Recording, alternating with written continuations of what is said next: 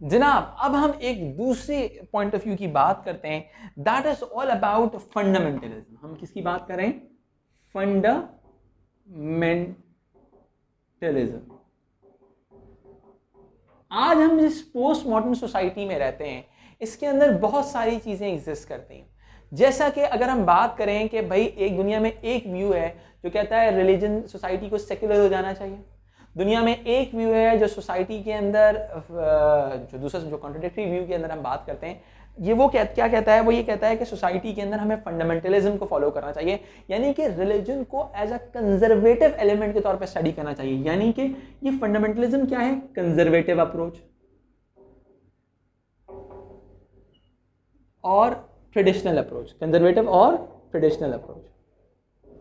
Conservative या फिर traditional approach को हम कहते हैं फंडामेंटलिज्म, सही है, यानी कि फंडामेंटल फॉर्म ऑफ रिलीजन को फॉलो करें। यानी कि अब एक्चुअल के अंदर ये actually fundamentalism is one of the Meta narrative, सही है, is one of the Meta narrative exist in this world. कि कुछ लोग कहते हैं कि रिलीजन को हमने ट्रेडिशनल वे के अंदर ही स्टडी करना है, ठीक है, यानी कि हमने रिलीजन को, अगर आप रिलीजन के अंदर कोई सेक्युलर एलिमेंट लेके आएंगे, यानी कि रिलीजियोसिटी को डिक्लाइन लेके आएंगे या कोई चीज लेके आएंगे, तो उससे रिलीजन का ओरिजिनल एसेंस खत्म हो जाएगा, रिलीजन का ओरिजिनल एसेंस खत्म हो जाएगा। यानी कि वो लोग हैं जो चाहते हैं कि रिलीजन को उसकी ओरिजिनल कंडीशन में ही रखा जाए।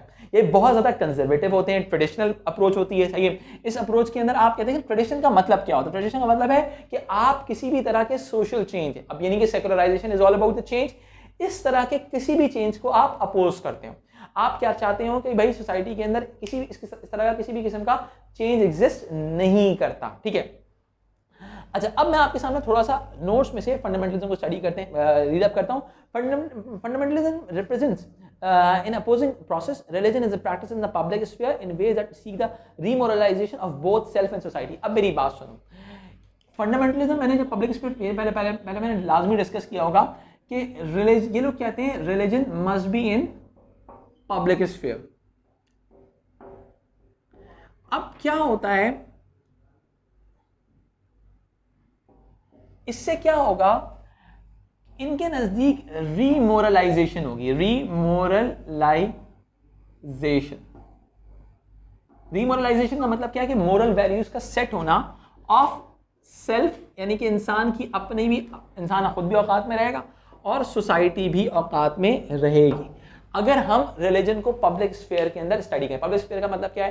तालिबान वाला सिस्टम, यानी कि आपको रिलीजन को जो है सोसाइटी का पार्ट बना दो कि भाई लेट्स सपोज अगर आप नमाज नहीं पढ़ोगे तो आपको बहुत मारा जाएगा, ठीक है।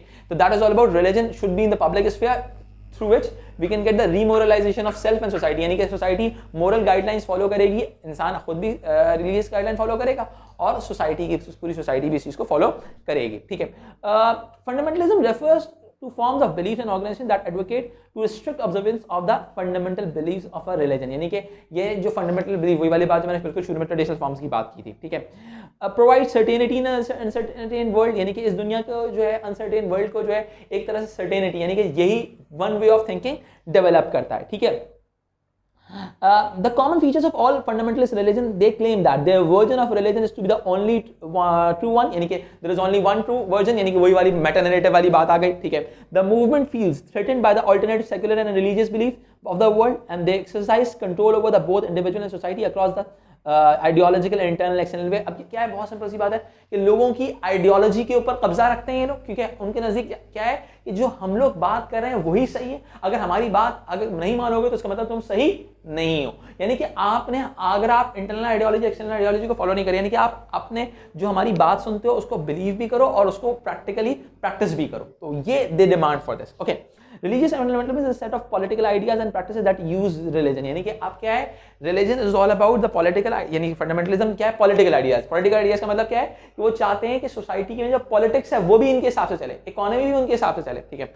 यानी कि अब क्या है कि प्रैक्टिसेस वगैरह वो तमाम चीजें हैं, ये वो तमाम चीजों को डिमांड करते हैं, सही है। ये वो क्या चाहते हैं कि सोसाइटी के अंदर पॉलिटिक्स भी, यानी कि पूरा स्टेट का सिस्टम भी रिलीजन के हिसाब से चले। यानी कि अगर आप तालिबान की एग्जांपल ले लें तो आपके समझ में आ जाएगा कि व्हाट दे डिमांड फॉर, ठीक है। यानी कि रिलीजन को वो सोसाइटी के हर एस्पेक्ट में इनकलकेट करना चाहते हैं। अगर आप फॉलो करेंगे इनका मैटर नैरेटिव, दैट्स फाइन, अगर आप फॉलो नहीं करेंगे तो दैट्स रॉन्ग, ठीक है। अब आपका इसके बाद असाइनमेंट ये है कि आपने तकरीबन 5 पॉइंट्स बनाने हैं किसके, फंडामेंटलिज्म के, और 5 पॉइंट्स बनाने हैं क्या कहते हैं किस चीज़ के बेटा, 5 points for fundamentalism and 5 points for what, new age movements. ये आपका होमवर्क टास्क है। अगर कोई चीज़ समझ में नहीं आया तो आप मुझे व्हाट्सएप कर सकते हैं, पर्सनल मैसेज कर सकते हैं। अगर आप चाहेंगे तो मैं आपकी जूम क्लास भी रख लूँगा। ठीक है, अपना ख्याल रखें। See you in the next class.